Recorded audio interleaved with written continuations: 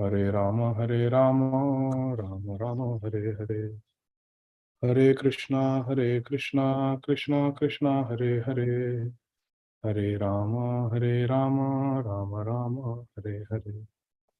Hare Krishna, dear devotees. Thank you very much for your kind association. Let's get started.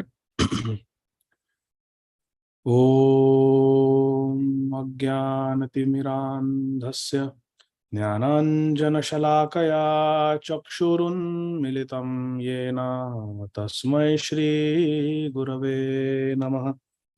नमः ॐ विष्णुपादाय कृष्णप्रेष्ठाय भूतले श्रीमते भक्तिवेदान्त स्वामीति नामिने. नमस्ते सारस्वते देवे गौरवाणी प्रचारिणे निर्विशेष शून्यवादी पाश्चात्य देशतारिणे. जय श्री कृष्ण चैतन्य प्रभु नित्यानंद, श्री अद्वैत गदाधर श्रीवासादि गौर भक्तवृंद. हरे कृष्णा कृष्णा कृष्णा हरे हरे, हरे राम राम राम हरे हरे. हरे कृष्णा कृष्णा कृष्णा हरे हरे, हरे राम राम राम हरे हरे. हरे कृष्णा कृष्णा कृष्णा हरे हरे, हरे Ram Ram Ram Hare Hare. Hare Krishna. Let us chant our module 1 verses. Om Namo Bhagavate Vasudevaya. Janmadhyasya yatonvayaditaratascha swarat तेने ब्रह्म हृदय आदि कवये मुह्यन्ति यत्सूरयः.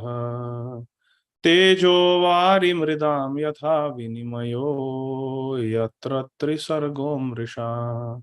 धाम्ना स्वेन सदा निरस्तकुहकं सत्यं परं धीमहि. धर्म प्रोजित कैतवोत्र परमो निर्मत्सराणां सताम्. वेद्यं वास्तवमत्र वस्तु शिवदं तापत्रयोन्मूलनम्. श्रीमद्भागवते महामुनिकृते किं वा परैरीश्वरः.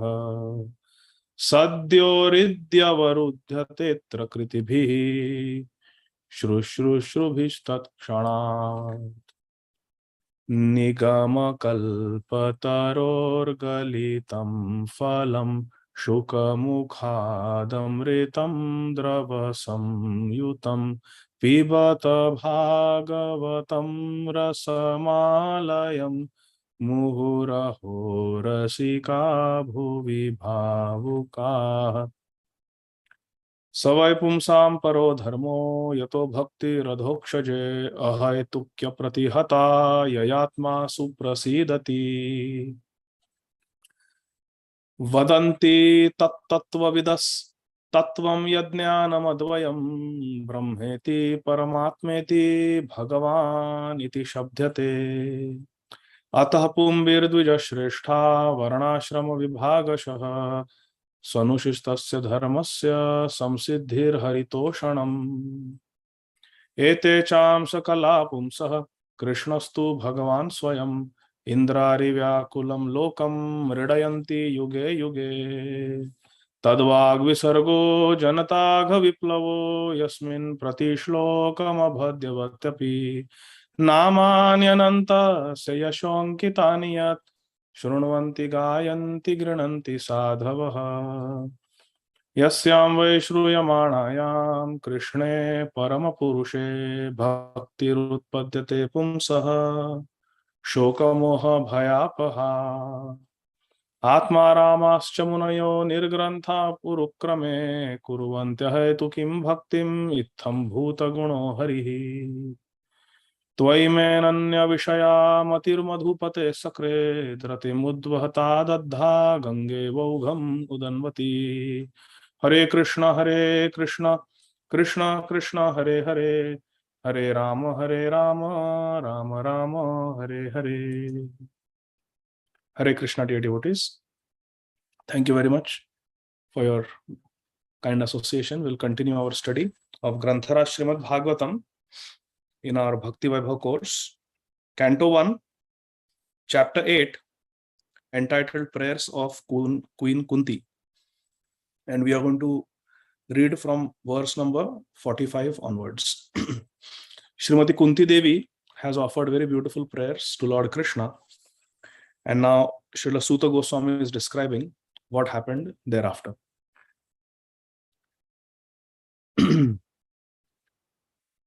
Whenever I ask questions, only those whose videos are on will be asked questions. Hare Krishna. Text 45. Tambadhamit upamantrya pravishya gajasahavyayam striyascha swapuram yasyan premna radnya nivaritaha. Translation and purports by our most beloved, revered founder Acharya, Om Vishnupad Paramhams Parivrajagacharya Ashtottara Shata Shri Śrīmad Abhay Charanarvinda Bhakti Vedanta Swami Maharaj Srila Prabhupada. Srila Prabhupada ki jai.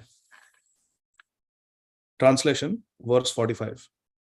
Srila Suta Goswami is describing, thus accepting the prayers of Srimati Kunti Devi, Lord Krishna subsequently informed other ladies of his departure by entering the palace of Hastinapur. So Shri Krishna, he received the prayers of Srimati Kunti Devi. He smiled. We saw yesterday. How did Krishna reward Kunti Devi? By smiling. And then he went inside the palace of Hastinapur and there were other ladies there. He informed everyone that I am departing for Dwarka. But upon preparing to leave, he was stopped by King Yudhishthir. Rajna, the king. King Yudhishthir stopped him and implored him lovingly. Look at the verse, last line, fourth line of the verse, verse 45. Premna Rajna Nivaritaha. Nivaritaha means he stopped Krishna. How? Premna. With love. With love he stopped. Purport. Srila Prabhupada Ji Maharaj is writing, no one could make Lord Krishna stay at Hastinapur. So many devotees tried, nobody could make Krishna stop. When Krishna decided to start for Dwarka, no one could stop him. But the simple request of King Yudhishthir that Lord Krishna should remain there for a few more days was immediately effective. So Krishna cannot be stopped by request, petition, but if with love someone requests Krishna, with love, premna, then Krishna will listen. Srila Bhaktivinoda Thakur writes in this regard that when a Sharanagat Bhakta, a completely surrendered devotee like Maharaj Yudhishthir prays, then Krishna has to listen. What is that verse? Who knows? Raise your hand. From the Sharanagati Geet. That when a surrendered devotee asks, Krishna reciprocates. Who can answer? Yes. Sharmishna Mataji, go ahead. Hare Krishna Prabhuji. Hare Krishna. Is it Sadanga Saranagati Hoibe Jahat Tahara Prarthana Sune Srinanda Kumar? Isn't it beautiful? Shadanga Sharanagati Jahara Tahara Prarthana Shune Srinanda Kumar. So that prayer filled with love of Maharaj Yudhishthir was immediately successful. Srila Prabhupada ji writes, this signifies that the power of King Yudhishthir was loving affection. What is the power of a devotee?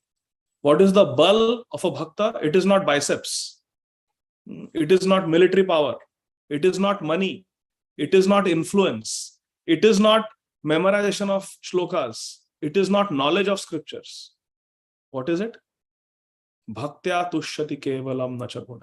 Bhakti priya madhava. It is bhakti. It is only bhakti, only love. This Srila Prabhupada is writing. This signifies that the power of King Yudhishthira was his loving affection, not kingly power. Not that Krishna was, oh, such a big king is asking me to stay. Let me oblige the king. No. Krishna doesn't care. Indra can come and request. Brahmaji is coming and with his 4 heads, 4 helmets, he's bowing down to Krishna and offering the full 14th chapter of 10th canto, and Krishna is not even looking at him. He's playing with his friends.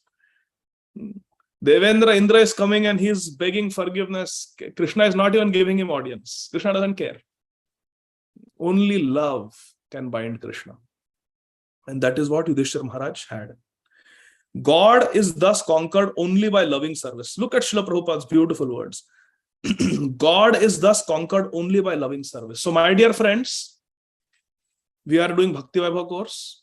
Are we doing it for certificate? We are doing it to get Krishna Prem. We want to become mad in love with Krishna. We want Krishna Prem. We don't want anything else. Nothing.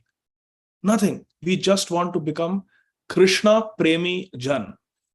We are Prem Bhikari. Krishna is fully independent in all his dealings. Now listen carefully. A question is coming to all of you. Krishna is fully independent in all his dealings, but Krishna voluntarily accepts obligations by the loving affection of his pure devotees. Now here is a question. Everybody heard the sentence? Last sentence of the purport.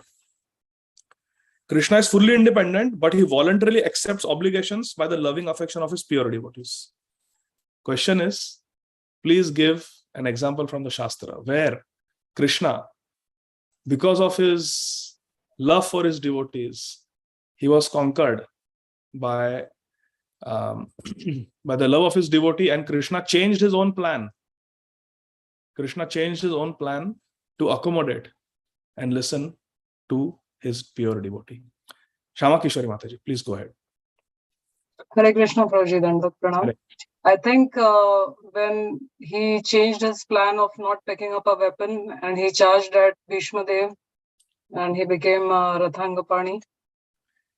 Yes. But whose promise did Krishna fulfill? And Krishna was conquered by whose love?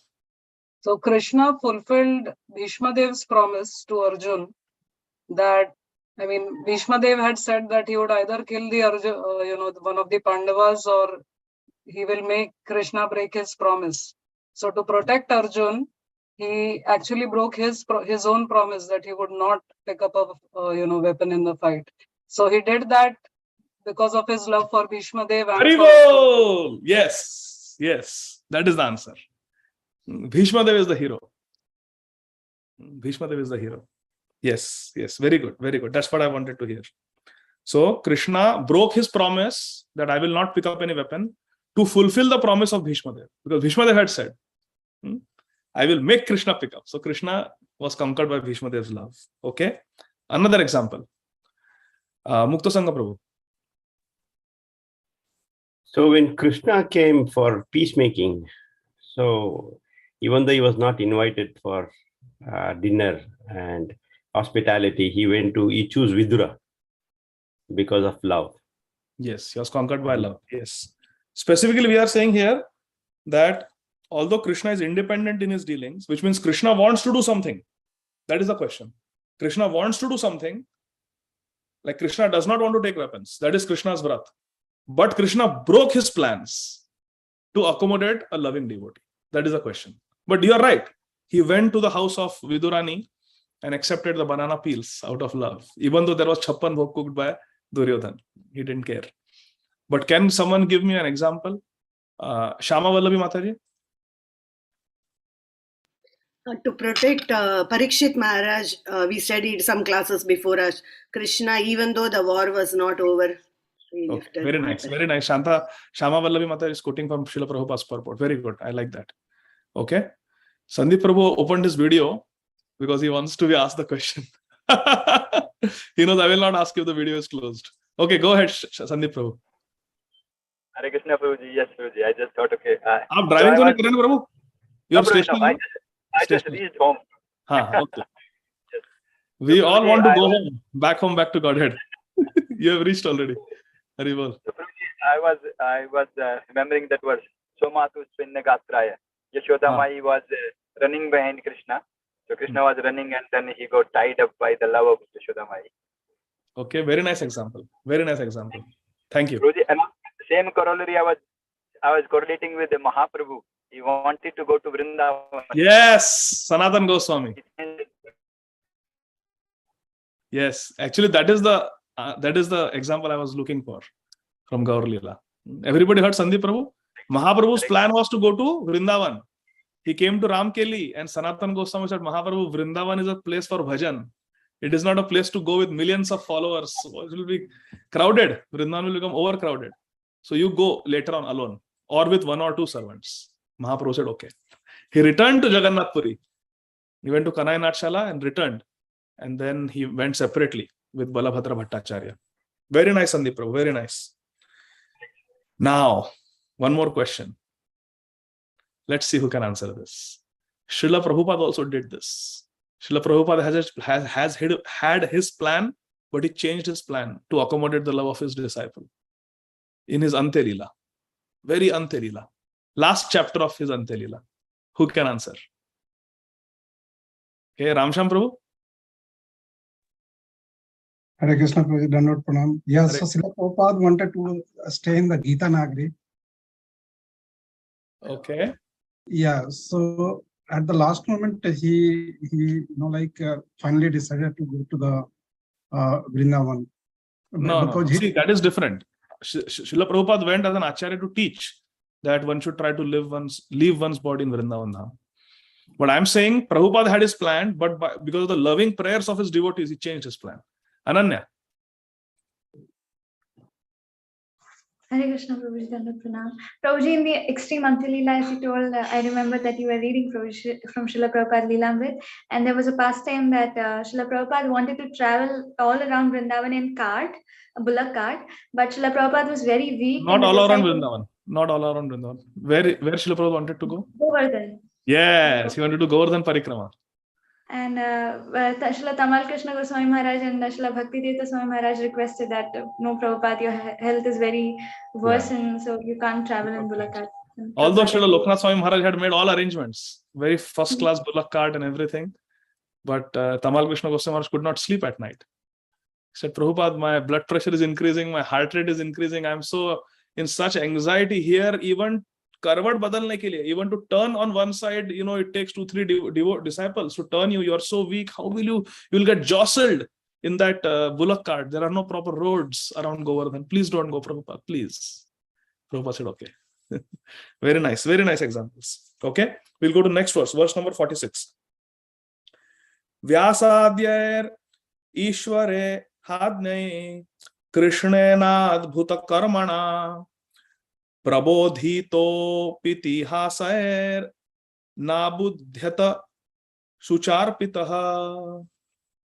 Translation: King Yudhishthir, who was much aggrieved, could not be convinced despite instructions by great sages headed by Sri Vyasadev.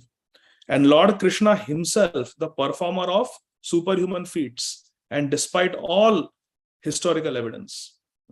So Yudhishthir Maharaj was very much broken-hearted because such a mass massacre had taken place in the Kurukshetra war, and he could not be convinced despite the instructions of great sages like Vyasadeva. Vyasadeva was Kula Guru, and he was the grandfather of Maharaj Yudhishthir, isn't it?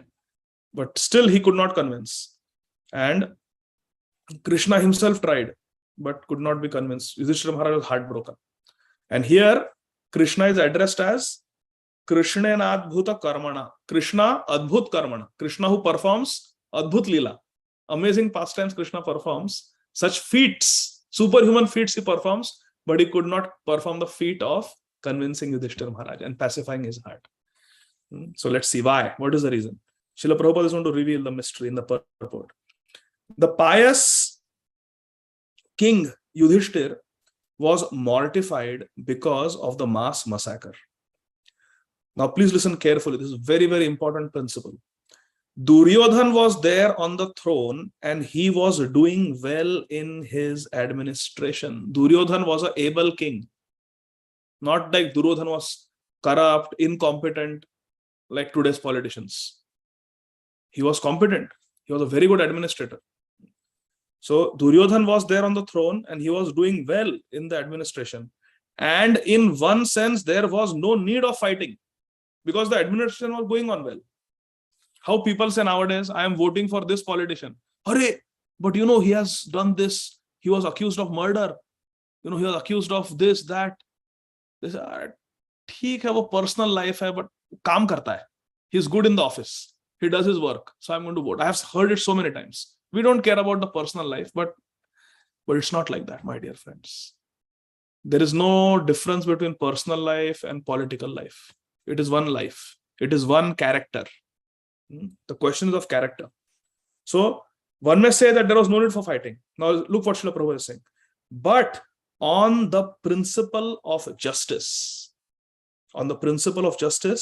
Yudhishthira Maharaj was to replace him. Hare Krishna. Krishna fought, made sure that there was a war, because Krishna wanted Yudhishthira Maharaj to be the king, even though Duryodhan was a competent king. Why? Because Duryodhan had done a lot of sins, committed a lot of aparadh. Now look, two sentences below Srila Prabhupada writes, it is said in the Mahabharata, Adi Parva 20, that 640 million men were killed. How many? 640 million men were killed in 18 days on the battlefield of Kurukshetra. And some hundreds of thousands of men were missing. Hare Krishna. Practically, this was the greatest battle in the world within 5,000 years. Even World War I, World War II, 10 million, 15 million people died. 640 million in 18 days. World War lasted for a decade. World War II. This is 18 days.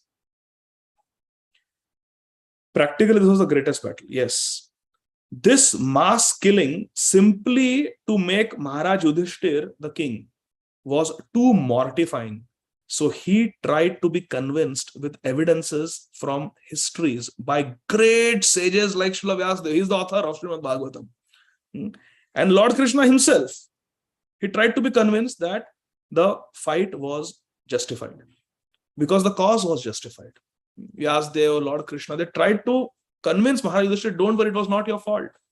Don't feel guilty for this mass massacre. Krishna is designated herein as performer of superhuman actions. Adbhuta karmana. Krishnena adbhuta karmana. But in this particular instance, neither Krishna nor Sri Vyasadeva could convince King Yudhishthira. Just see. They could not convince. Now look at Srila Prabhupada's brilliant purport. Does it mean that Krishna failed to be a superhuman actor? Does it mean that Krishna is not adbhuta karmana? Does it mean that Krishna failed? Something was impossible for Krishna? Aisa hai? Is it like that? Srila Prabhupada says, no, certainly not. Aisa nahi hai. Let's turn the page. Next page. Krishna did not allow King Yudhishthira to be convinced by the words of Vyasadeva and others, including himself. Why? Because Krishna desired that King Yudhishthira should hear instructions from the dying Bhishma Dev, who was another great devotee of Lord Krishna. Aha. So Krishna wanted that his convincing should fail. This is Krishna. Sometimes Krishna likes to be defeated also. Why? Because why Krishna wanted his convincing to fail to Maharaj Yudhishthira? Because Krishna wanted to glorify Bhishma Dev. That I could not convince Yudhishthira. Vyasadeva could not convince Yudhishthira. But this great Mahajan, Bhishma Dev, he was able to convince. This is Krishna's plan. Lord Ramachandra himself requires a bridge to cross the ocean. And Hanumanji, Jai Shri Ram, he jumps and he crosses. Look, Krishna cannot cross, Lord Ramachandra cannot cross, so what? Lakshman cannot cross. He gives, Vibhishan could cross, Hanumanji could cross, but Lord Ramachandra, Lakshman, they use a bridge. This is Krishna. He likes to show his devotee to be greater than him. Now see, Lord Krishna wanted that at the last stage of his material existence, the great warrior Shri Bhishma Dev should see him, Krishna, personally, and also see his beloved grandchildren, the Pancha Pandavas, King Yudhishthira, etc., now situated on the throne. And thus Bhishma Dev should pass away very peacefully. You see, Bhishma Dev all his life wanted Yudhishthira Maharaj should be the king. But because of political intrigue, somehow Duryodhan became the king, was ruling. And it will give great pleasure to Bhishma Dev that just before passing away, he sees that the great pious king Yudhishthira Maharaj is sitting on the throne, happy with his brothers, ruling the kingdom very nicely, and to have Krishna darshan in the end. So both these purposes Krishna wanted to fulfill. Therefore, he made sure that Yudhishthira was not convinced by anything. Only Bhishma Dev will convince him. And that will come in the next chapter. Besides this, last sentence of the paragraph, of the purport. Besides this, Lord Krishna also desired that King Yudhishthira be pacified by the words of Shri Bhishma Dev, so that the world could see that Bhishma Dev excelled everyone in knowledge, including Krishna himself. More man prabhu asa vishwasa, ramate adhik ram kar dasa. Mad bhakta puja bhyadika. Okay. So Krishna tried to convince Yudhishthira Maharaj and failed in the mission. Please raise your hand if you can give an example of another instance where Krishna tried to convince, failed, but here it was not failed to a devotee, but he failed in front of a demon because the demon would not listen. Yudhishthira Maharaj did not get convinced by Krishna because Krishna did not want him to get convinced. Okay, Amrit Gaurangi Mataji, please go ahead. Is it when Krishna went to do the with Duryodhana, not to do the Shantidut, yes. Very nice, very nice. Thank you, thank you. So there also Krishna's mission apparently failed, but was it Krishna's failure? No. It was because Duryodhana was a demon and he would not listen. And actually Krishna also wanted the war should happen. That's why Duryodhana did not get convinced. Because you know that story, when Krishna was sent by Yudhishthira Maharaj as Shantidut, Krishna was leaving and he looked and behind the door, Draupadi Devi was standing. She was saying, Krishna, what is this? I was so thoroughly insulted, humiliated, and you are going to go and make peace with that Duryodhana? So she showed her hair, her open hair. Don't forget, my hair is open until I wash my hair with Dushasan's blood. Krishna said, don't worry. I will convince, but they will not get convinced. So Yudhishthira is also happy, and you are also happy. Krishna is such an expert. Lalita Madhav, Vidagdha Madhav. Very expert. Krishna is very expert. Very expert. When we read all this, there's no option but to fall in love with Krishna. Where we'll find such an amazing, lovable personality as Krishna. Kimva dayalu sharanam vrajema. Uddhavji said. Now, another question. Please raise your hand. So Srila Prabhupada Ji Maharaj is writing, besides this, Lord Krishna also desired, last sentence, that King Yudhishthira should be convinced by the words of Bhishma Dev so that the world will see that Shri Bhishma Dev excelled everyone in knowledge, including himself. Please give an example of this from another Shastra, where Krishna is showing that his devotee is greater than him. Something Krishna cannot do, the devotee is doing. Okay, Sharanagat Mataji. Is it Mahabharat war and he wanted that Arjun, he wanted like Arjun and Pandavas to give credit, and that's why he said that he will not use any weapon in that. Yes. Nimitta Matra Bhava Savya Sachin. Yes, we can say like that also. Yes, good. Another example? Yes, Ananya. Hare Krishna, Prabhuji, Dana Pranam. Prabhuji, just now you mentioned about Lord Sri Ram, that he was not able to cross the bridge. Thank you. And Thank you. Hanuman did. Thank you. And now, Sandeep Prabhu, any other example?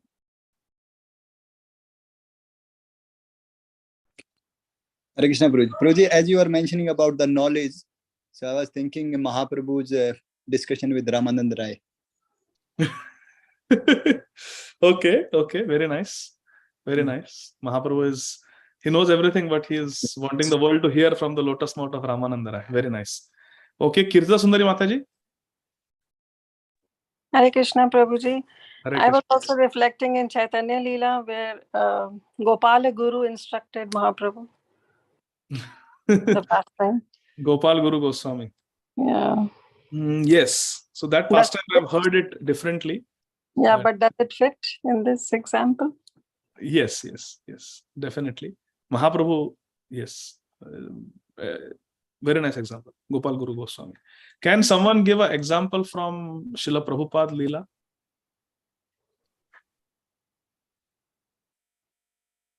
Vamshodhan Prabhu?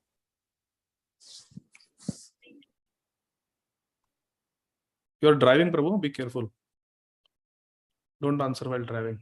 I'll ask somebody else. Okay, Shantaradhika Mataji. Any example from Srila Prabhupada Leela? Very simple. Yeah.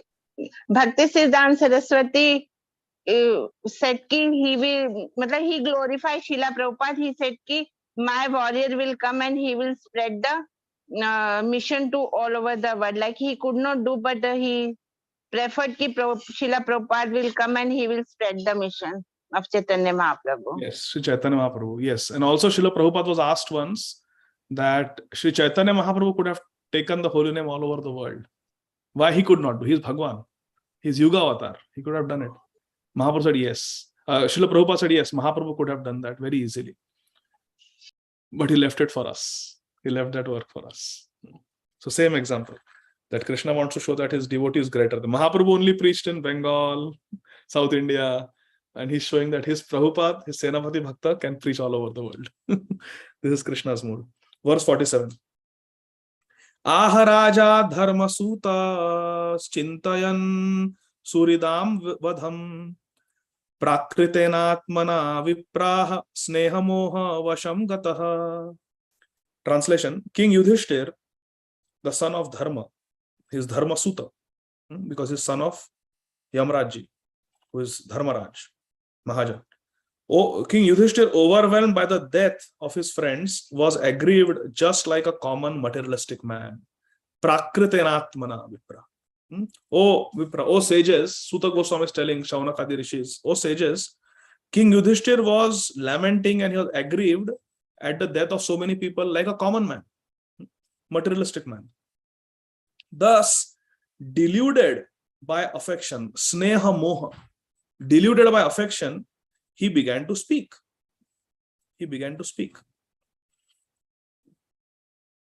Purport. King Yudhishthir, though he was not expected to become aggrieved like a common man, became deluded by worldly affection by the will of Lord Krishna, just as Arjun had also become deluded. Very important Siddhanta. So Yudhishthir Maharaj, prakritenatmana, as if he had prakrit buddhi. Actually, a devotee has aprakrit buddhi, transcendental intelligence. But it was as if Yudhishthir Maharaj became bewildered with mundane conceptions and he started lamenting. Srila Prabhupada is writing that this was by the will of the Lord.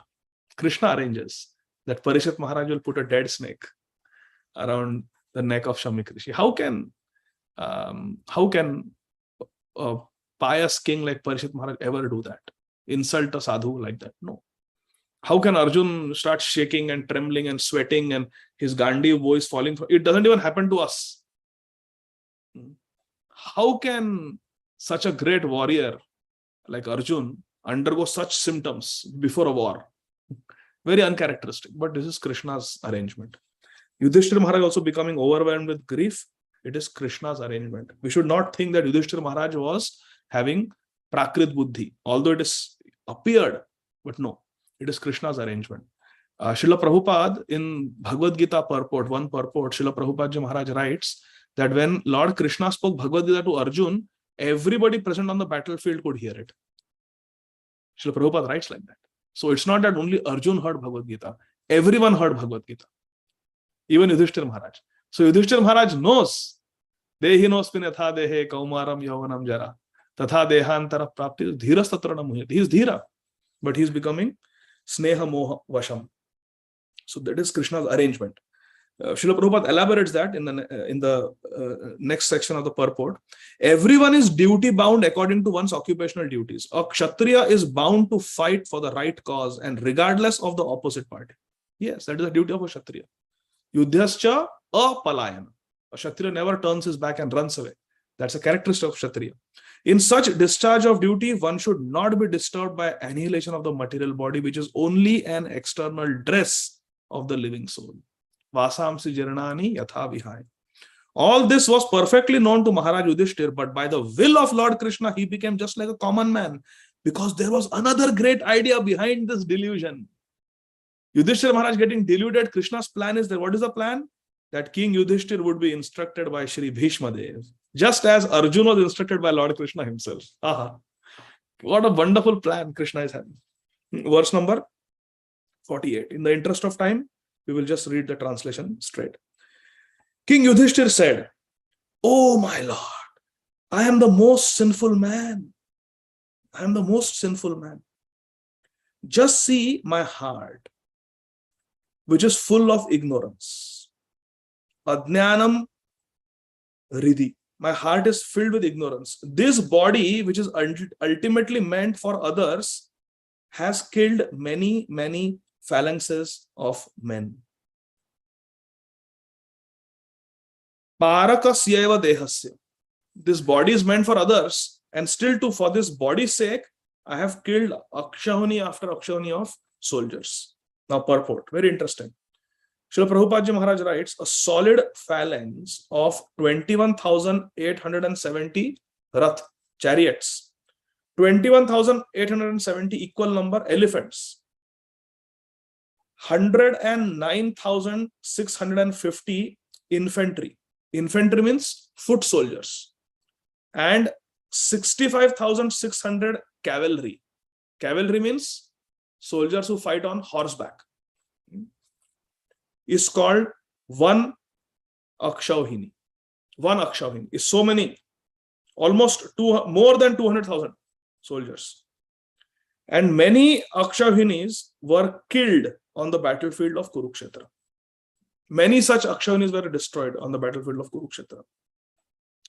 Maharaj Yudhishthir, as the most pious king of the world, takes for himself the responsibility for killing such a huge number of living beings because the battle was fought to reinstate him on the throne. The battle was fought so that Yudhishthira Maharaj could become the king. And therefore, Yudhishthira Maharaj took the full responsibility of this huge massacre. And this body, Srila Prabhupada Ji writes, this body is after all meant for others. Our body is meant for who? For others. Paropakarartham idam shariram. This body is meant for others. While there is life in the body, it is meant for service of others. We should do service, seva. And when the body is dead, it is meant to be eaten by dogs, jackals, or maggots. When we die, even if we are buried, the worms will eat. And in certain cultures, they just throw the body, the vultures and other animals will eat. Or accidentally, if someone dies in the forest, the animals will eat. He is sorry. Yudhishthira Maharaj is sorry because for such a temporary body which is meant for others, such a huge massacre of others was committed. Isn't it? Look at the heart of Maharaj Yudhishthira, how he is thinking. Verse number 49. Maharaj Yudhishthira is further saying, I have killed many boys, brahmanas, well-wishers, friends, parents, preceptors and brothers. Preceptors means teachers. Though I live millions of years, I will not be relieved from the hell that awaits me for all these sins. Just see, Maharaj Yudhishthira is convinced that he is going to hell. We are convinced we are not going to hell. We are in our own thasak. Yeah, we are chanting Hare Krishna Mahamantra. Human birth to guaranteed hai humko. Bichar Yudhishthir Maharaj is saying, I am 100% going to hell for millions of years. Look at the humility. You get the humility. Goswami Tulsidas also says that when I go to hell, even the residents of hell will close their nose and they will look away. Such badbu will come from my body, and seeing such a sinful person as me, they will close their eyes. Here comes Tulsidas. He's genuinely feeling like that. Kaviraj Goswami, we have seen so many times. Jagai madai haite mui se papishtha, purushera kita hai mui se laghishta. I am more sinful than Jagai and Madai, and I am lower than purushera kita, lower than the worm in the stool. This is conviction of Srila Kaviraj Goswami. Narottam Das Thakur is saying that in the three worlds, Mosama Patita Prabhu Tribhuvane Nahi. In the three worlds, there is no one more sinful than me. Narottam Das Thakur is saying. So this is the heart of a Vaishnava. Very difficult to understand, very deep. Yudhishthira Maharaj is saying, I will not be relieved from hell for millions of years because of my sins. Purport. Whenever there is war, there is certainly a massacre of many innocent living beings. My dear friends, Srila Prabhupada's purports are so deep. They are non-different from Śrīmad Bhāgavatam. So let us read them very carefully. We can just fly through the verses and cover, one chapter every hour. But at least then I will not read Srila Prabhupada's purport. So let us dive deeply in Srila Prabhupada's purports. Srila Prabhupada's purports represents the commentary, the tika of all the acharyas. Rupa Goswami, Sanatan Goswami, Jiva Goswami, Vishwanath Chakravarti Thakur, all their realizations are there in Srila Prabhupada's purports in essence form. So let us study Srila Prabhupada's purports equally carefully. It is Shabda Brahma. Śrīmad Bhāgavatam is Shabda Brahma, but the Acharya Vani is also Shabda Brahma. So we must take the time to carefully understand the message of Srila Prabhupada. Recently, I was in Washington, D.C., and there I happened to meet my Guru Maharaj, Srila Radhanath Swami Maharaj, and I asked him, Maharaj, how can we serve you? Maharaj said, read the books of Srila Prabhupada very carefully, because by reading the books of Srila Prabhupada very carefully, you will understand what principles to live by. By reading Srila Prabhupada's purports, you will understand what principles to live by. And you live your life by those principles that Srila Prabhupada is writing, then you will be pleasing me. So we have to live our life based on the purports of Srila Prabhupada. This is our life and soul, my dear friends. Srila Prabhupada's purport should flow through our blood. What do we have other than Srila Prabhupada? He has introduced us. Once a new devotee, new bhakta had long hair, nice stylish hair. He used to oil them, comb them, nice. He used to keep his hair very beautiful. Prabhuji. And Srila Prabhupada pointed his cane towards his hair on a morning walk. Says, what is this? Why your hair is long? This devotee said, Prabhupada, Sri Chaitanya Mahaprabhu had long hair. Lord Krishna has long hair. Nityananda Prabhu has long hair. Lord Ramachandra has long hair. Lord Narsingha Bhagwan has long hair. So I thought I should also have long hair. Srila Prabhupada said, who introduced you to Lord Narsimha Dev? The devotee said, Prabhupada, you. Who told you about Lord Ramchandra? Prabhupada, you. Who introduced you to Krishna? Prabhupada, you. Who told you about Gaur Nitai? Prabhupada, you. How is my hairstyle? The devotee said, Prabhupada, you are clean shaven. Said, then you also shave up. So yes, we should follow Srila Prabhupada. So here, Srila Prabhupada is teaching a very, very important siddhanta, which we should not miss. Just read carefully the purport. Whenever there is a war, there is certainly a massacre of many innocent living beings, such as boys, brahmanas, and women, whose killing is considered to be the greatest of sins. Now, this could mean that sometimes in a war there is collateral damage, or if the men are killed, then the wives are without any protection, and they may die, the children may become orphans, they may die.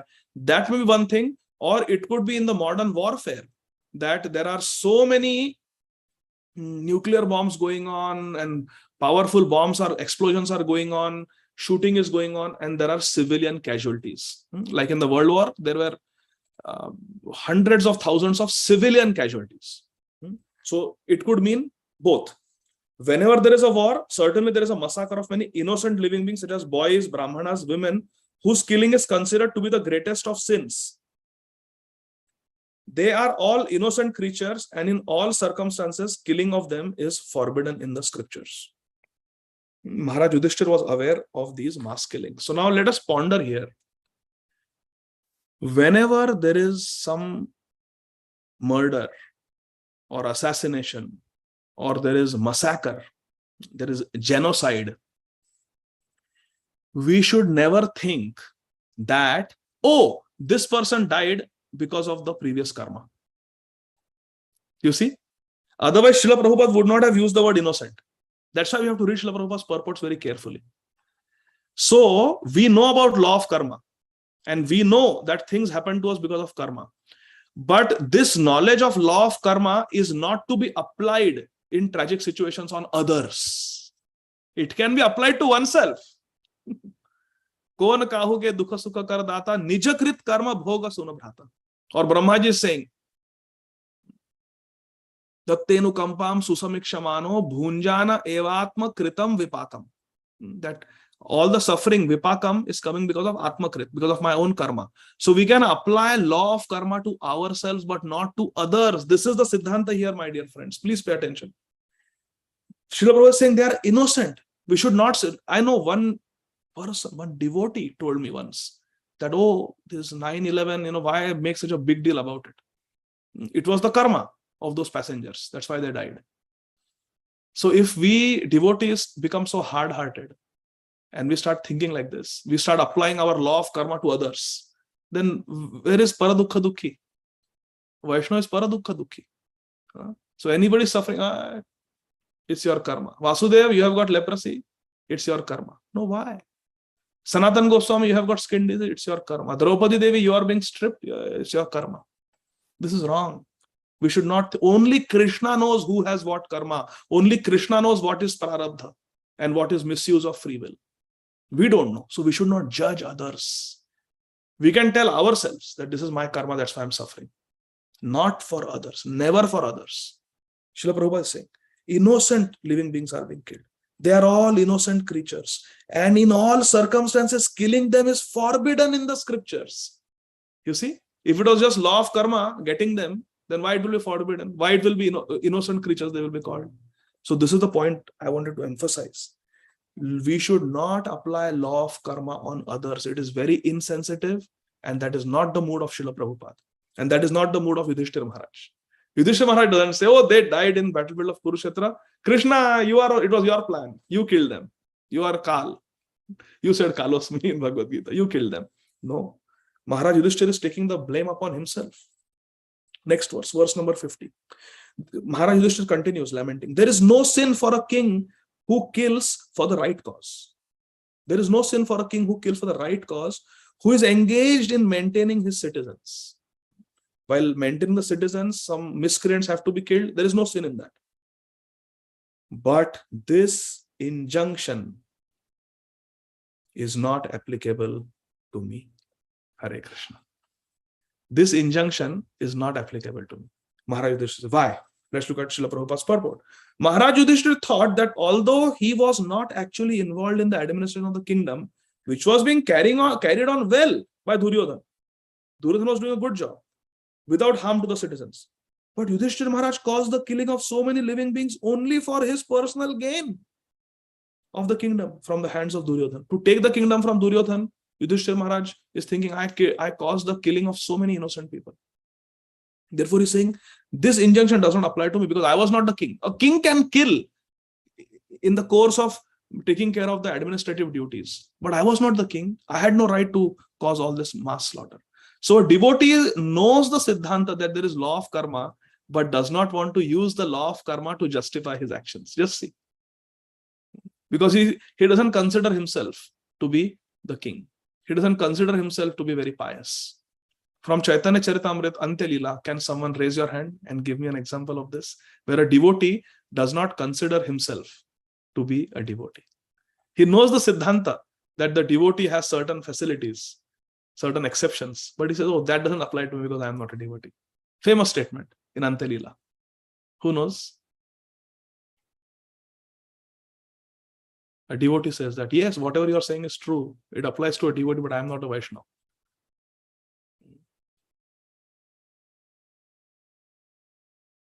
Vamshivadan Prabhu, his video is on, but it is not on. Achintya Veda Ved. Okay, start. Yes, now we can see you. Sorry, Prabhuji. Srila Haridas Thakur. What about Srila Haridas Thakur?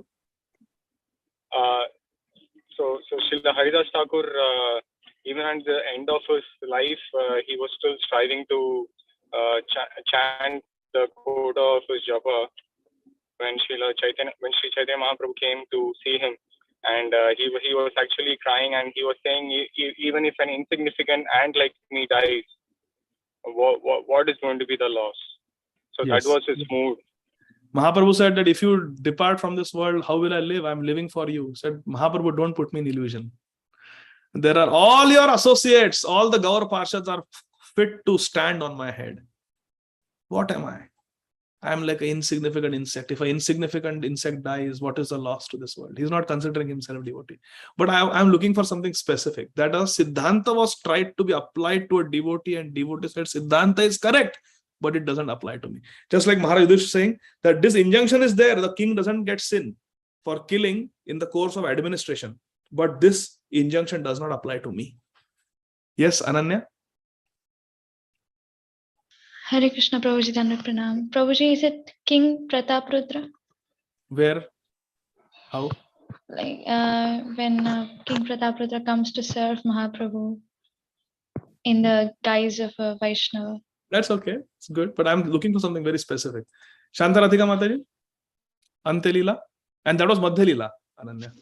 Ante Leela. Ananya is a very wonderful Vaishnavi. She's only 17 years old. And she just took her, I think, 12th exam. But every morning she joins the japa session, Ashtakam. She sings very beautifully, very sincere devotee. So, dear devotees, please bless her. Please bless her. Very wonderful Vaishnavi. Has got very nice Purva Janma Samskar. It's very obvious. So, yes, Shantarathika Madhuri, please go ahead.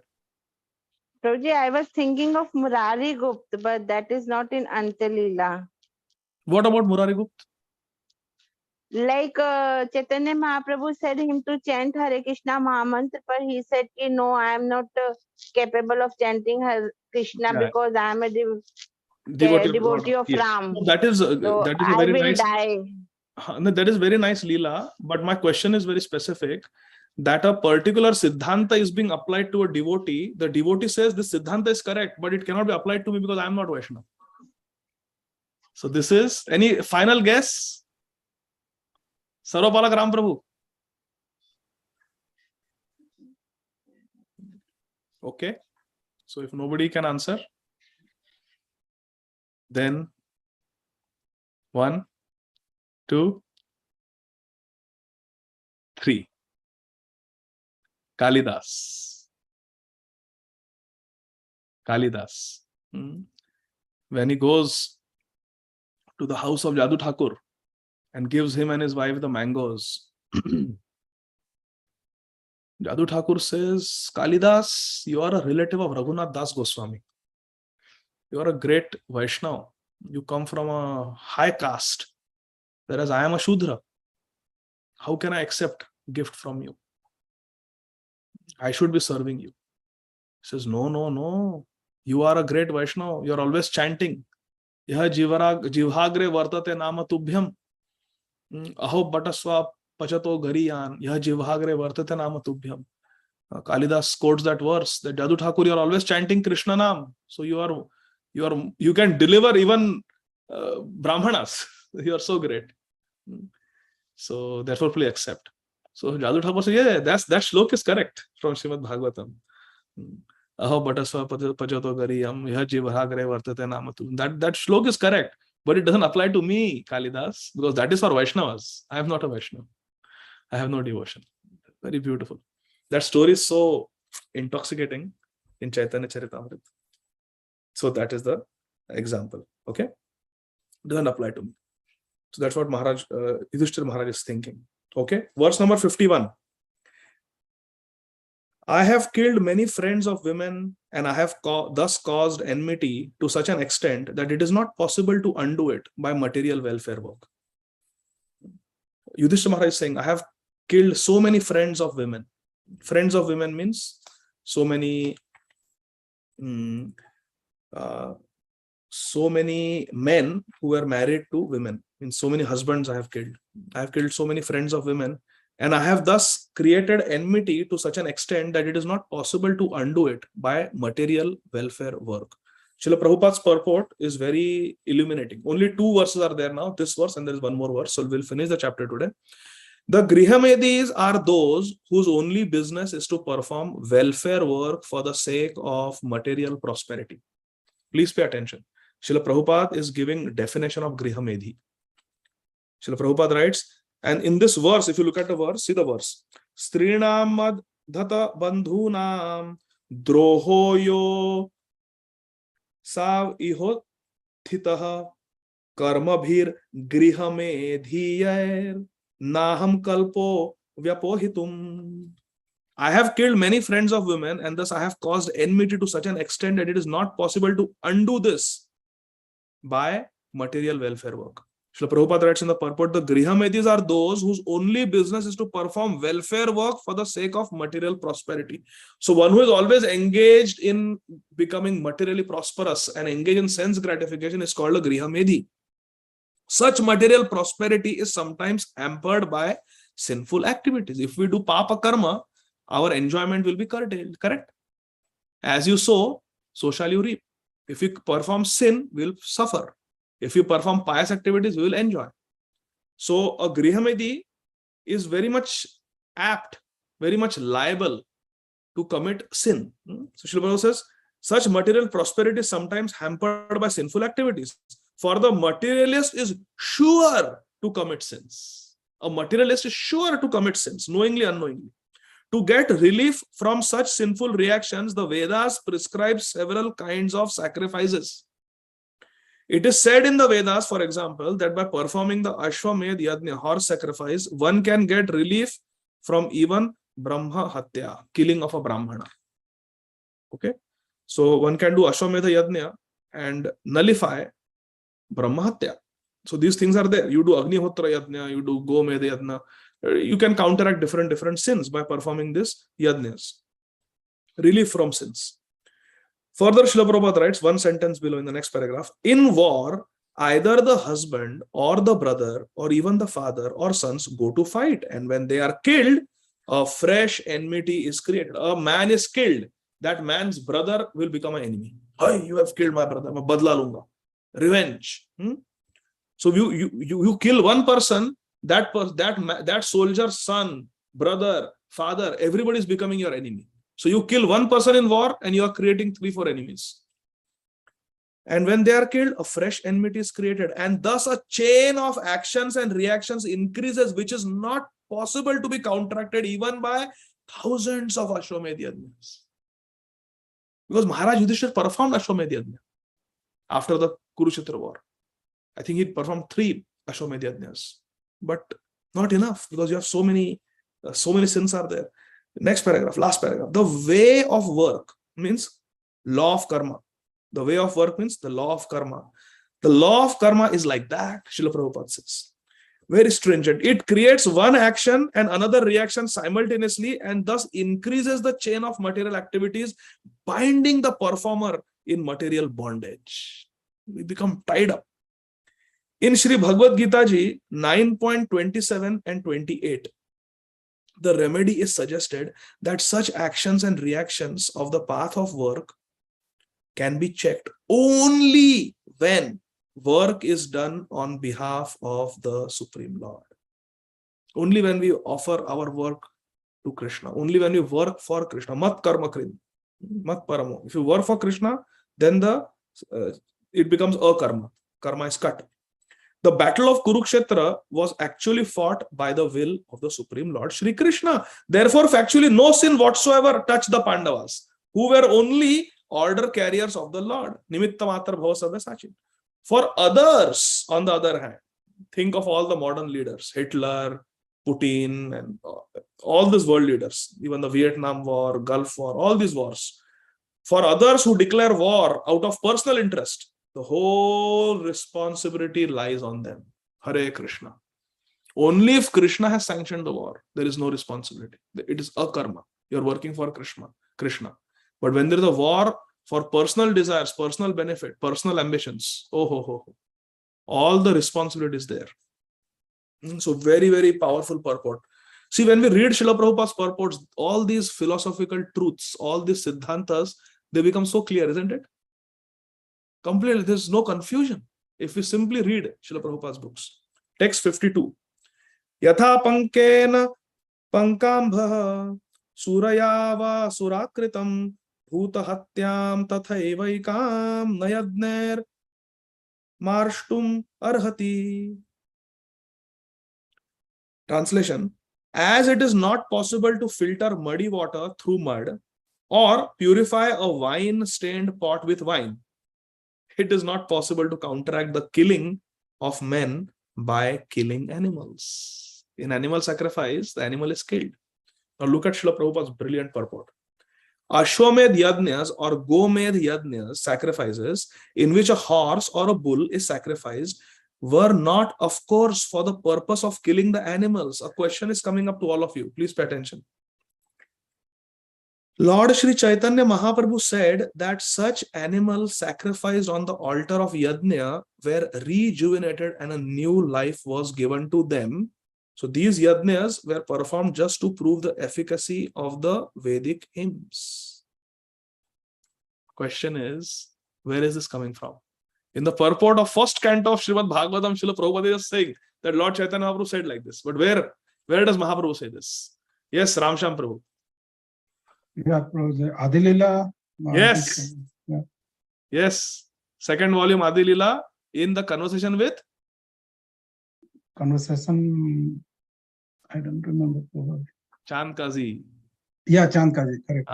When our Nimai Pandit is giving his pravachan to Chand Kazi, he quotes this Ashwamedham Gavalambam Sanyasam Palpaitrakam Devarena Sudotpatim Kalo Pancham Vivarjayet.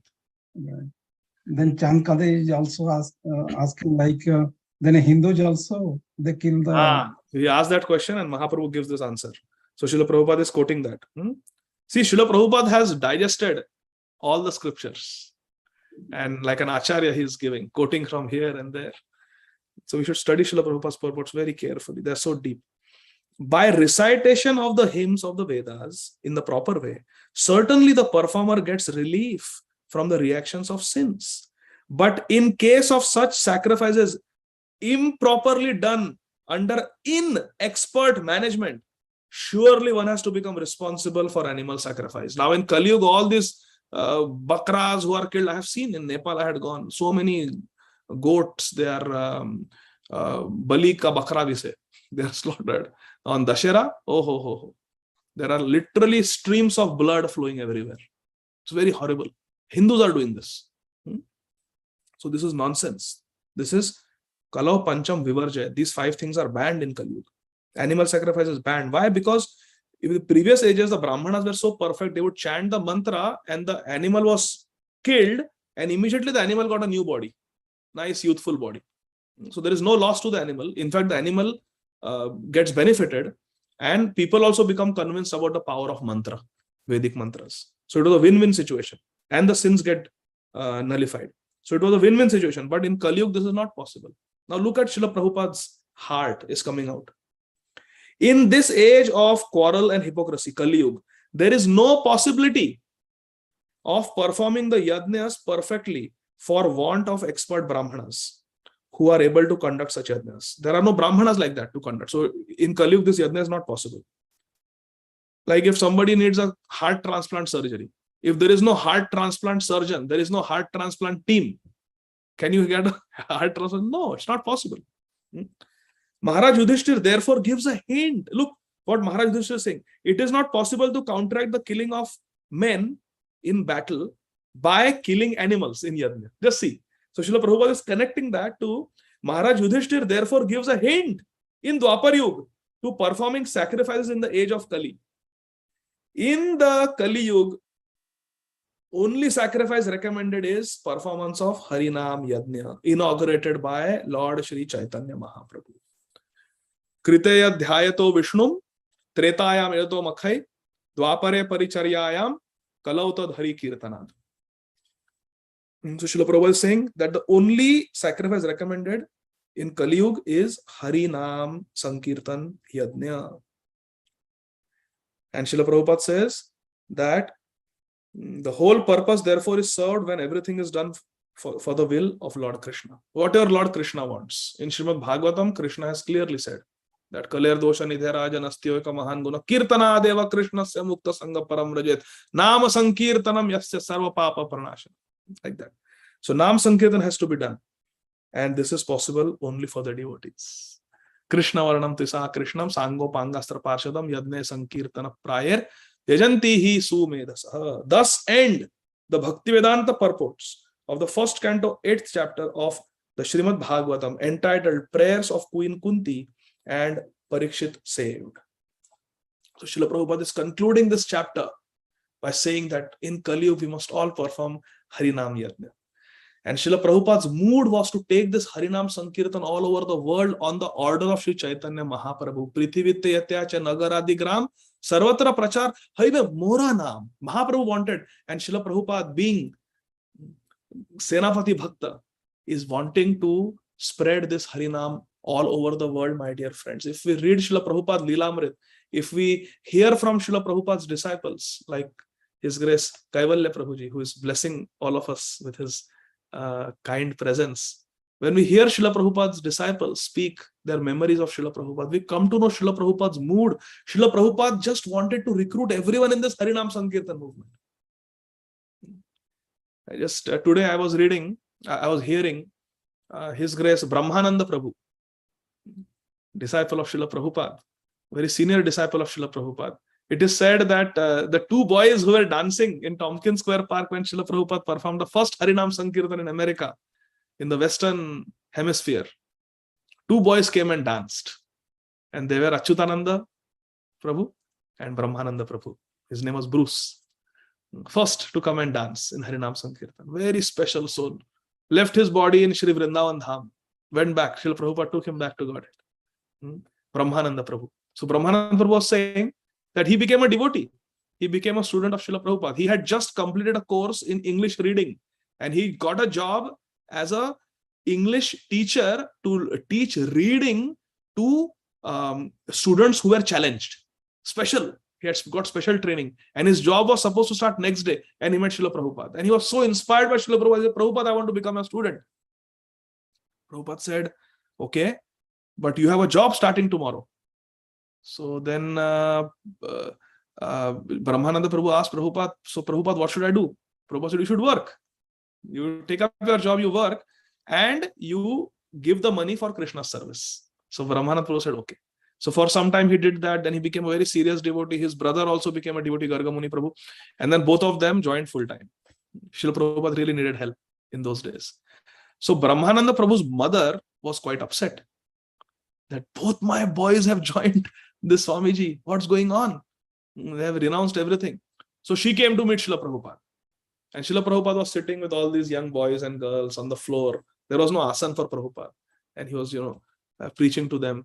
And Brahmananda Prabhu's mother comes in. And she is an elderly lady. So Prabhupada arranges for a chair. There is only one chair. And Srila Prabhupada arranges that chair to be offered to Brahmananda Prabhu's mother. And she's sitting on that chair. And she's asking Srila Prabhupada, she's upset that her children, both her sons, have taken initiation from Srila Prabhupada and joined Srila Prabhupada's mission. So she's asking, Prabhupada, and she's seeing that her sons are sitting on the floor. In American culture, that's never happened. Nobody sits on the floor in American culture. And she's seeing both her boys are sitting on the floor. And Prabhupada starts preaching to her that this, in Kali Yuga, the only sacrifice recommended is the performance of Harinam Yajna, inaugurated by Sri Chaitanya Mahaprabhu. Srila Prabhupada is giving her the philosophy, preaching to her the importance of this Harinam Sankirtan movement. And Srila Prabhupada says, both your sons have joined, you should be proud of them. You should be proud of them. And then Srila Prabhupada did something amazing. Amazing. You will be thrilled when you hear this. that Mataji has come to complain. She's upset with Srila Prabhupada that both her sons have been taken away from her. And Srila Prabhupada is preaching to her about Harinam Sankirtan movement. And then Srila Prabhupada says, look, both your sons have joined the temple. And we are taking care of them. I am taking care of them. I am maintaining your sons. I am maintaining both your sons. So you should give me some donation. Can you imagine this? She has come to fight with Prabhupada. And Prabhupada is saying, both her sons had jobs. They left their jobs and joined. Prabhupada is saying, I am maintaining both your boys. I am taking care of them. So you should give some donation. That Brahmananda Prabhu's mother she was not expecting this. She said, Prabhupada, I have already given you both my sons. Isn't that enough donation? Oh, yes. Prabhupada said, yes, that is enough. Okay, I accept it as a donation. So now she officially gave her sons to Prabhupada. So she said, but I have already given both. Okay, I accept both your sons as donation. Okay, that is enough. You don't have to give any money. Now go. Chant Hare Krishna. This was Srila Prabhupada's brilliance. How he wanted to recruit everybody in Harinam Sankirtan movement. Then he told Gargamuni Prabhu and Brahmanand Prabhu, go and offer obeisances to your mother. And their mother also became very favorable. She had a lot of affection for Srila Prabhupada. Also, if you hear the memories of His Holiness Giriraj Swami Maharaj, such a handsome young boy, son of a millionaire. And he is living in the Juhu swamp area infested with rodents and cockroaches in the Hare Krishna land when there was nothing. It's a beautiful book Srila Giriraj Swami Maharaj has written. I will build you a temple. Let there be a temple, Srila Prabhupada said. The desire of a pure devotee. So anyway, it was austere conditions. There was hardly any food, too much work. And Giriraj Swami Maharaj had become very thin and skinny. And his father is a millionaire in California. And he was afraid his son will get malaria, typhoid, tuberculosis. He took a flight and came to Bombay. He comes to meet Srila Prabhupada, the father of His Holiness Giriraj Swami Maharaj. Giriraj Swami Maharaj tells this story. Father comes to meet Srila Prabhupada and he sees that his son is so skinny. He tells Srila Prabhupada, you are doing amazing work, missionary work. I'm sure you need funds. Srila Prabhupada said, yes, we need funds. He said, Srila Prabhupada, I will give you $1 million right now, cash. $1 million. Just give me my son back. And Giriraj Maharaj was standing there. Giriraj Maharaj bent down and he whispered in Srila Prabhupada's ear, Prabhupada, take the $1 million and keep me also. And Prabhupada said, no, we will not do that. And he told his father that, look, your son is an adult. All these disciples are adults. They have a right to vote. They have a right to work. They have a right to get married. And out of their right, out of their free will, they have joined this mission of Sri Chaitanya Mahaprabhu. Don't think I'm forcing anybody. Your son has made a decision and he has, others are becoming hippies in America. Your son has become a pure Vaishnava. You should be proud of him. You should support him. And as far as, so father said, but he's become so weak. He was weighing so many pounds when he was living with me, living with you. He has become so skinny. He has lost. Prabhupada said, don't worry. Tamal Krishna, he called for Tamal Krishna Maharaj.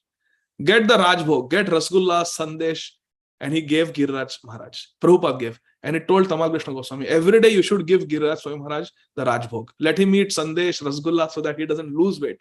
Let him be healthy. And Srila Prabhupada promised His Holiness Giriraj Swami Maharaj's father that I will take care of your son, don't worry. As far as prasad is concerned, I will give him nice prasad. He will not lose weight.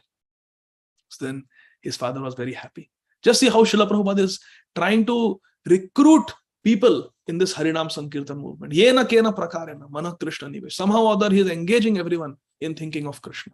This is the preaching mood of Srila Prabhupada, our Srila Prabhupada. And this preaching spirit we have to imbibe, my dear friends.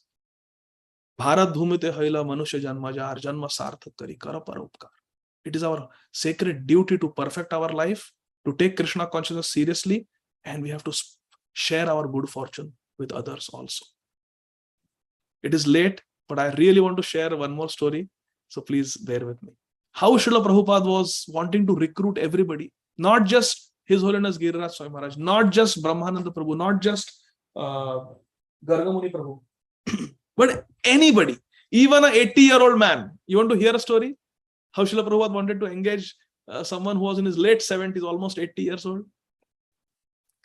For that, we have to go to His Grace Atma Tattva Prabhu, another disciple of Srila Prabhupada. He shares his memory of Srila Prabhupada. He says that Prabhupada's, he was serving in the Bangalore center, and they did not have a Bangalore temple at that time. So Atma Tattva Prabhu was serving in the Bangalore center. This was many years after Srila Prabhupada disappeared from this world. And he said, my aim was every month I should make at least 2 life members. He was working with the life membership program because the temple was maintaining us and we had to raise funds for the temple. My target was 2 life members every month.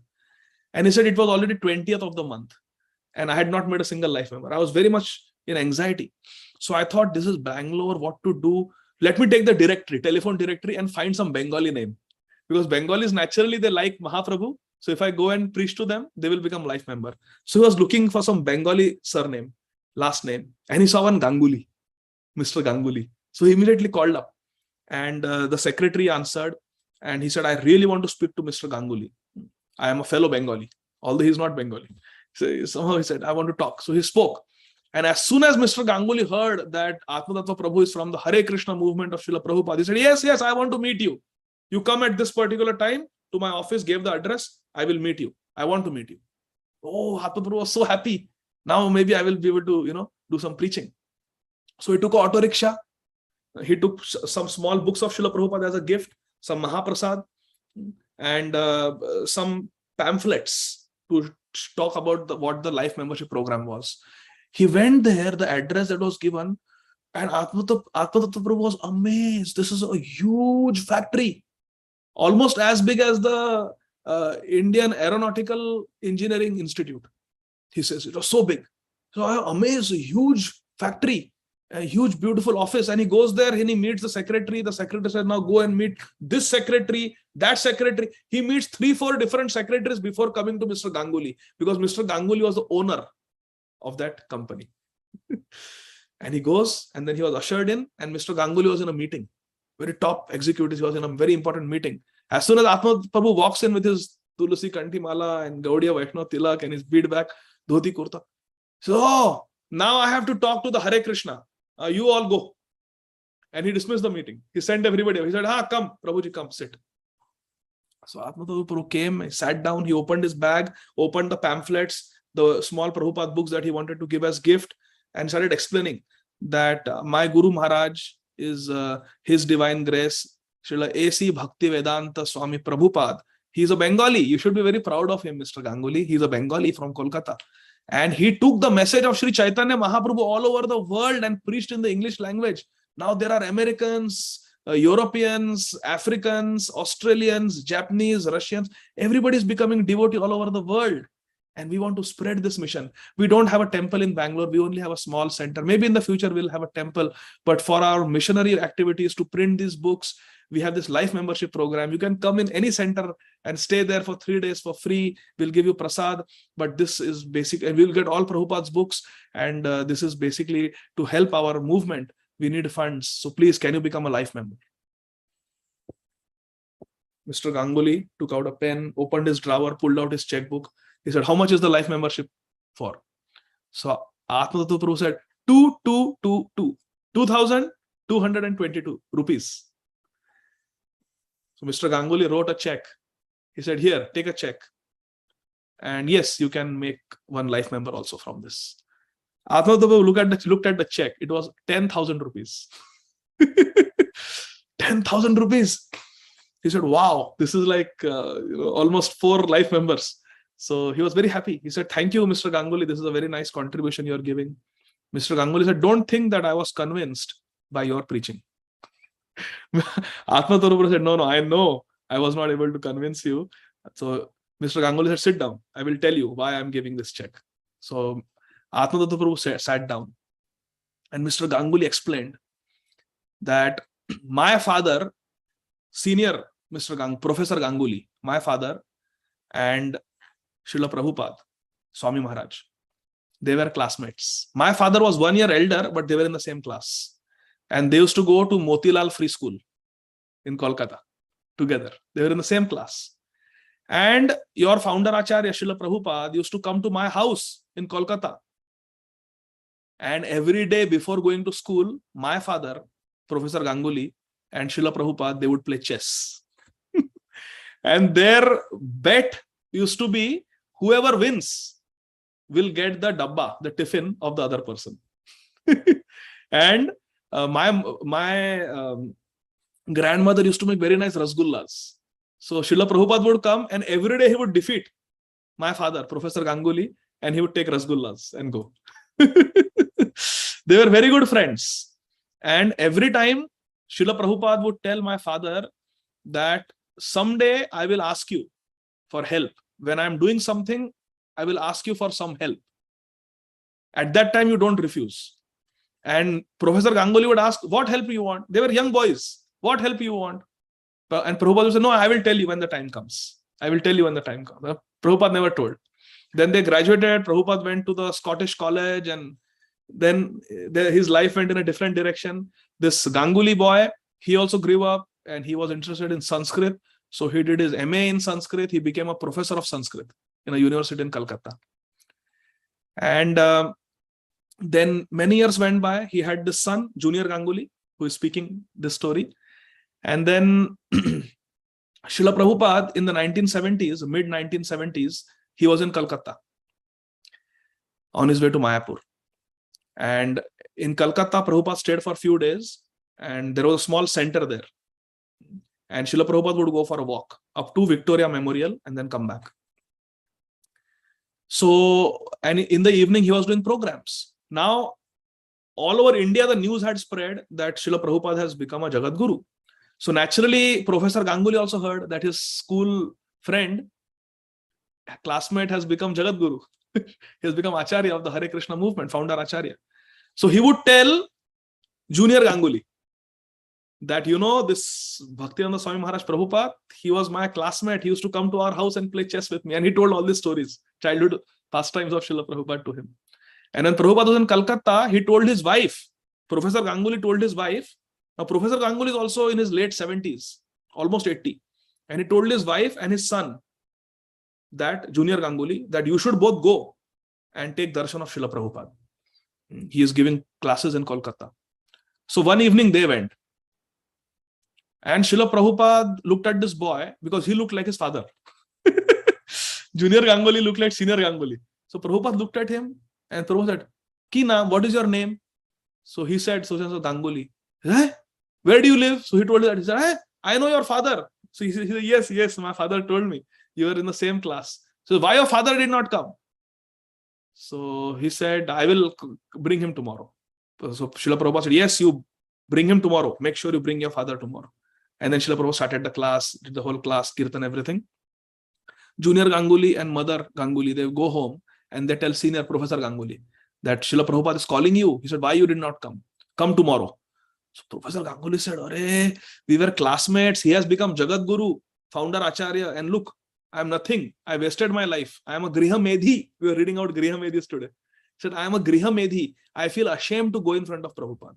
So I will not go, but you go. You should get his association.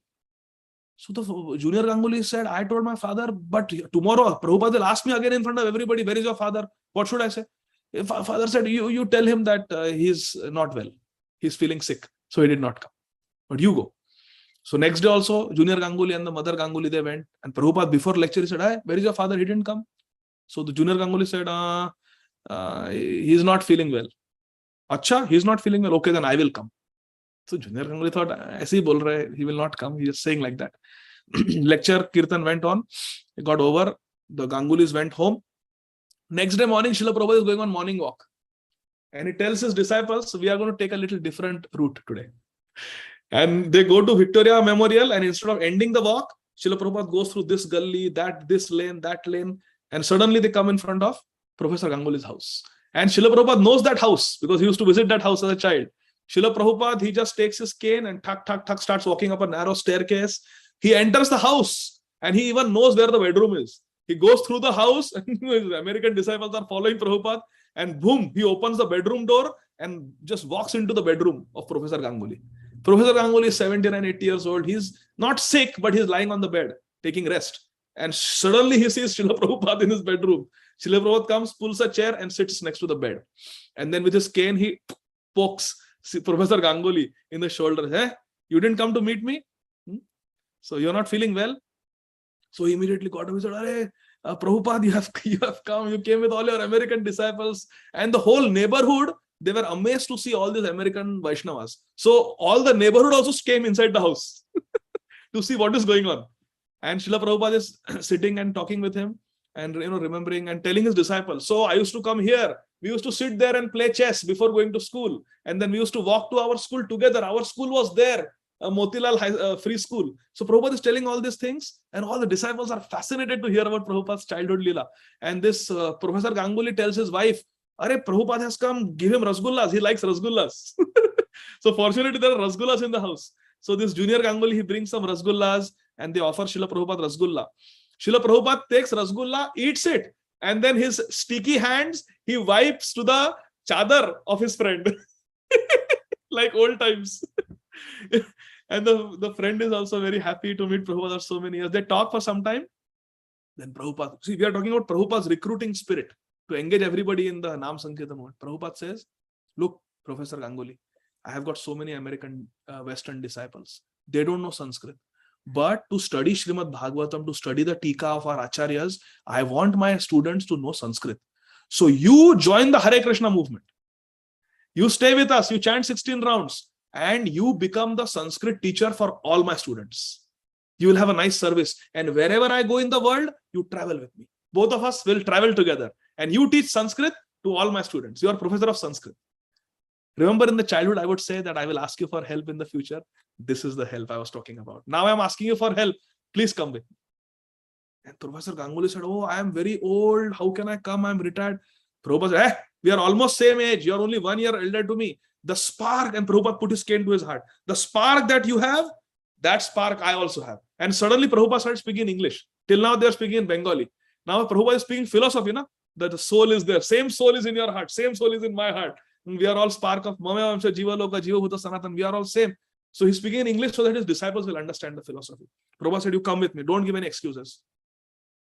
The friend said, no, Prabhupada, I am old now. Who will take care of my wife? I am Grahamedhi. I am very fallen. I cannot chant.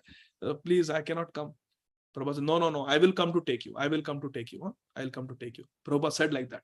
And then Prabhupada left. Now, this all happened in the morning walk.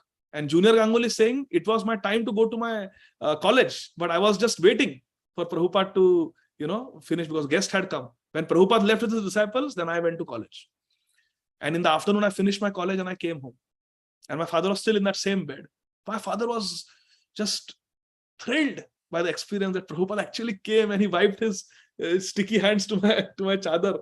His father could not believe his childhood friend remembered him and cared so much that when he heard my Professor Ganguly is not feeling well, he came to pay a visit. Jagat Guru. He has got 5,000 disciples at his feet. Prabhupada came. He was very happy.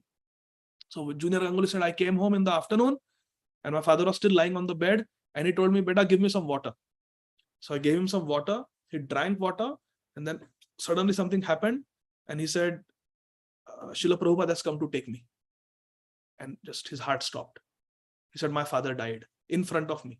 The same day that Prabhupada visited him in the morning. He had darshan of a pure devotee. Darshane pavitra karo ei tomar gun. And in the afternoon, he said, Srila Prabhupada has come to take me. And he died. So Junior Ganguly is telling Atma Tattva Prabhu that Prabhuji, it is my conviction that your Srila Prabhupada, they had not met for decades. And suddenly Prabhupada came knowing that this was the last day of my father. Therefore, he was calling him in satsang. My father refused to go. Prabhupada came and gave his darshan, accepted service from him, Rasgulla, and used his kurta to wipe his hands. Pure Prabhupada's maha is wiping to his kurta. That maha was on Prabhupada, on that Professor Ganguly's body. Prabhupada's maha. Bhakta pada dhuliyara, bhakta pada jal, bhakta bhukta avashesh teen mahabal. And Prabhupada gave that mercy and said, I will come to, and Prabhupada came. And he said, I am convinced my father went back to Godhead because of your founder Acharya, Srila Prabhupada. He said, that's why I am reciprocating. So this is Srila Prabhupada's spirit, whether it is Giriraj Maharaj, whether it is Brahmananda Prabhu, whether it is Professor Ganguly of Sanskrit, 80-year-old man. Prabhupada wanted to just bring everybody. That's why we say Prabhupada built a house in which the whole world can stay. So let us happily stay in this house of Srila Prabhupada and chant Hare Krishna. Srila Prabhupada ki jai. Thank you very much. Hare Krishna. We'll stop here. If there are any questions or comments, it's already 1.5 hours. So very quickly, maybe I can take. Ajay Govind Prabhu, please go ahead.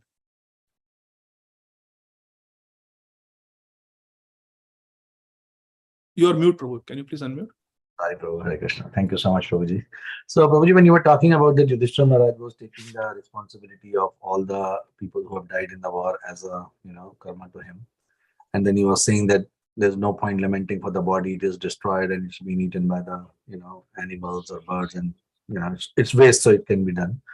Oftentimes I've heard that, in ISKCON, many devotees say that this body should not be, destroyed even after death, like, when it comes to like donating the organs to needy people or somebody else. So how do we, reconcile these 2 points, where in one point we see the material body is waste, but then, devotees' bodies is not as material as we can say, because they are serving Lord and eating prasadam, but it is still not recommended to donate organs for somebody who may need it. So, how do we understand that? Hare Krishna. So, I have heard this from the lotus mouth of Srila Bhakti Charu Swami Maharaj, your beloved Guru Maharaj and my Shiksha Guru Maharaj, that if we donate organs and the person who receives the organ uses it for wrong things, commits sins with that body, then we are also contributing. We are contributing to that sin. That is one. Another thing is, with his very beautiful, wonderful, soft heart, Srila Bhakti Charu Swami Maharaj said that how can a devotee, now this refers to living donors.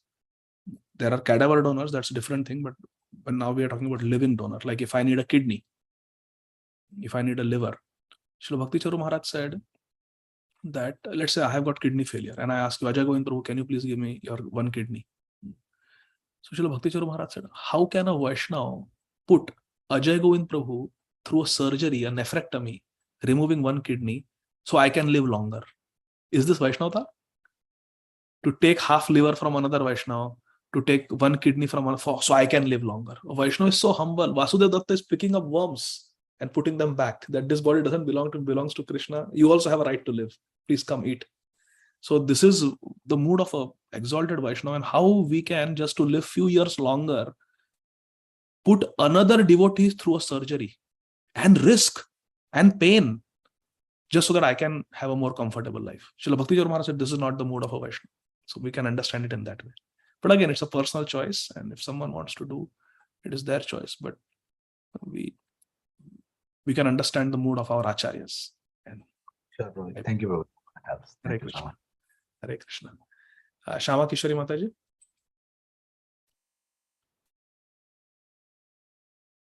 One second, Mataji. Yes, you can unmute. Hare Krishna, Prabhuji. Thank you very much for the wonderful class. Pranam. Following on to the question by Ajay Govind Prabhuji, Prabhuji, on the license also they asked, do you want to be a donor? And my understanding was that if you're in an accident and something happens, your organs can be used for others. Isn't that doing something for a good cause? I mean, your intention is good, that if you're not using it anymore, why not let someone else benefit from it? I wasn't aware that there is karma where, if they misuse it, somehow we will be implicated, although we are not in that body anymore. See, there is endeavor and there is over endeavor. So we have to be careful. Modern science is advancing and so many things are happening. Now, there will be cloning in the future. There will be genetic modification of the human genome. There will be, there are so many things, Mataji, that are going on in this world. And we have to be careful with these things. As far as organ donation is concerned, yes, okay, we can donate and someone can get some medical benefit from that. But really, a devotee doesn't occupy his mind and brain too much with these things, because what is the use of that donation? Is there any paramarthik benefit? There is no paramarthik benefit. So it's a mundane charity. If someone wants to do, yeah, do it, no problem. We are not cruel or heartless. Someone wants to do it, do it. But we understand that this is not such a important thing in spiritual terms. What is that? I mean, someone can get some organ and get some health benefit. Yes. But that is not solving the problem of birth, old age, disease, and death. What they do with that organ is more important. Like there is one devotee, he donated one organ as a living donor for a very exalted Vaishnava. And that is most laudable. That is most commendable because his mood was Vaishnava Seva. So if it is for Vaishnava Seva, yes. If it is mundane benevolence and charity, it's okay, but it's not Jaiva Dharma. It is not, it is Laukik Dharma. It is not Paramarthik Dharma. So it's okay. Someone wants to do it, but it's not something that we have to discuss very extensively. Once Radhesham Prabhu was telling in his Vyas Puja offering that my Guru Maharaj, Srila Radhanath Swami Maharaj, he was in Pune, and there was a conference organized by some blindness association. And the person who had invited Srila Radhanath Swami Maharaj to come and speak was quite passionate about this organ donation, that everybody should become an organ donor. Donate your eyes after you die, because it may help somebody who is blind. And from a philanthropic point of view, that's okay. So Maharaj was invited, and then before Maharaj's lecture, this head of the blindness society in Pune, he told Srila Radhanath Swami Maharaj that, Maharaj, please in your speech make sure that you emphasize that all your disciples have to become organ donors. Are you interested now to know what happened? Yes. Hare Krishna. So Srila Radhanath Swami Maharaj came. He came on the dais, and Maharaj very simply said that Mr. So-and-so has requested me that I should make announcement requesting that devotees should become organ donors, and it is up to you. And then Maharaj started speaking about Krishna. So it is not something that we emphasize. Are we going to go back to Godhead by donating our organs? No. Medical science is going to come up with many things, Mataji. To give anyway, I don't want to say publicly so many things, but there can be very serious karma involved, what medical science is doing with all this even artificial in vitro fertilization and all. There are a lot of things. There are so many ovums that are fertilized more than what are required, and then surplus ovums that are fertilized. There is life. They are used for experimentation, and or they are used for donation, and we don't know where those lives are going, in whose womb they will be implanted. They may definitely be some mutated.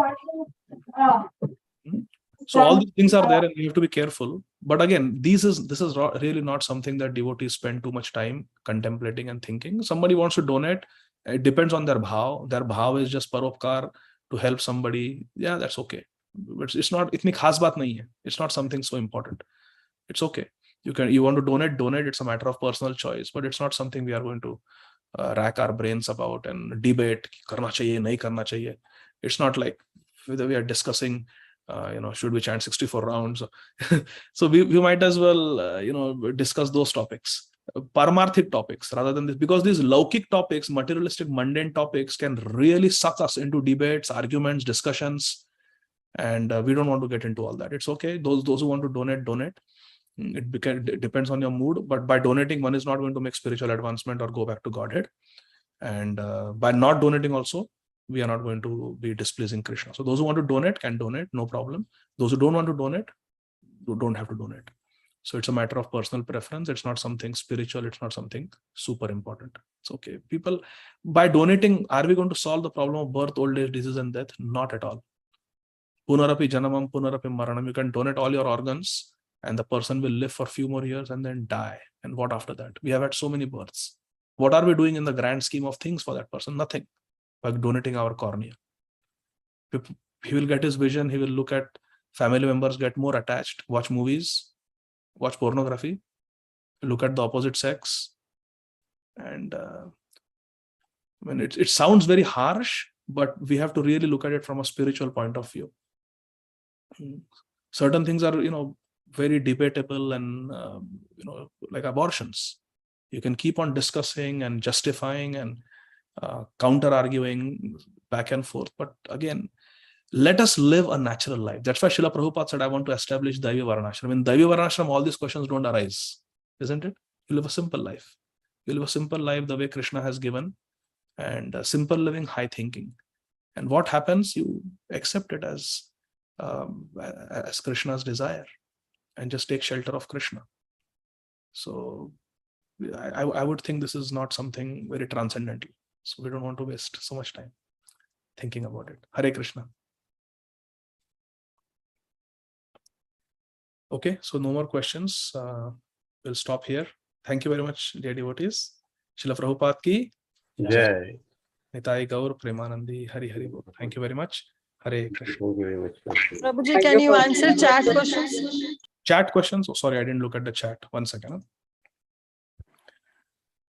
So, Mukta Sangha Prabhu, Kunti Devi's prayers were not so intense compared to Yudhishthir Maharaj?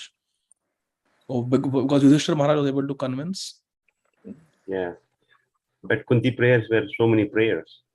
Yes, Kunti Maharani's prayers were there, but Kunti Maharani ultimately she gave up, because she said that I'm keeping you here, but then what about Vasudev Maharaj? What about the Vrishnis? You know what, Krishna, just let my consciousness go towards you and break all these family ties. So yeah, Kunti Maharaj's prayers are also there, very sweet. But Yudhishthir Maharaj, Kunti Maharani could have lived, but Yudhishthir Maharaj was in such a dilemma that he could not perform his seva without Krishna convincing him. So it was more acute, I would say. Yudhishthir Maharaj's prayers were more acute because he could not perform his seva unless Krishna intervened. So Krishna stayed back and took him to Bhishma Dev. We'll see that in the next chapter. Hare Krishna. Please give reference in which purport Srila Prabhupada writes that everyone heard Bhagavad Gita. Hare Krishna. I'll have to search, but I have read it in my Bhakti Shastri. Srila Prabhupada writes clearly that I have to find the purport. Does anyone know? Purport of Srila Prabhupada clearly writes that everyone heard Bhagavad Gita. But I'll search for it, okay? Shamchandra Prabhu, did Brahmanas also participate in the war, even though they were not Kshatriya? So we address this question, that it could be collateral damage. Some Brahmanas participated, like Dronacharya. 9.27, Ramsham Prabhu has shared, there was Yat Karoshe Darshan. Okay, very good. Thank you. Okay, so that's it. So anyone knows that purport? If not, I will find it and I will share it in some time on the group. Hare Krishna Prabhuji, this is Amrit Karan. Yes, Amrit Karan Prabhu. Actually, I am not getting option to raise my hand here. I could not from today's last day after day before. Yeah, you sent me the message, Prabhuji. Everybody else is able to raise their hands. Can everybody raise your hands? Maybe it's some software problem, Prabhuji. It's like I'm not seeing also. If somebody raised the hand, I'm not seeing this option, and also the option is not coming in my screen to raise hand. Like sometimes, like when you are asking question. If you re-log in, you might get it. Mukta Sangha Prabhu is saying if you re-log in, you may get it. Another option is, Prabhu, you can always put it in the chat box. If you cannot raise your hand, just put it in the chat box. Okay? Yeah, it's both way I try. I don't know. I could not figure. You are not able to write in the chat box anything? No, I'm writing, but it's not when I'm trying to send. It's not. Probably, I think definitely it's a problem on your end in the software or something. So you just take Mukta Sangha Prabhu's advice and okay, sure. Just restart or whatever. If there's update, new version of Zoom, just update it.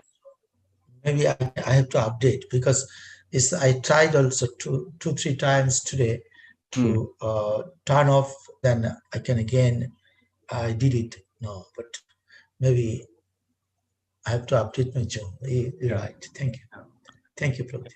Hare Krishna. So, thank you very much, dear devotees. Shantarati Mata, do you have a question? Oh, you raised the hand because I said, okay, yeah. Okay, so thank you. Hare Krishna, Srila Prabhupada ki. Yeah. Nitai Gaur Premanand.